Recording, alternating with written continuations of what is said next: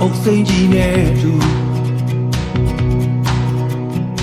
ရာဇဝင်ချိန်စာအလုံးနဲ့အောင်ပန်းနိုင်ပါစေ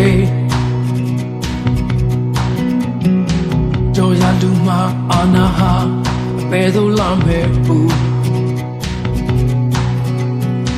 ယူပါလေစစ်ဆက်ငယ်သို့လာမဲ့ဘဝရေယူမြစ်တာတရားကိုအတ္တမကမြဲတဲ့တတ်တော်နိုင်ငံမြစ်တာတရားကိုအာရမကမြဲတဲ့တတ်တော်နိုင်ငံဒါနာဆုံးပြရမယ်ဒီနေ့ကတရားညတ်တာလို့လက်ချင်းနဲ့မတွေ့အားလုံးရမ်းမြေ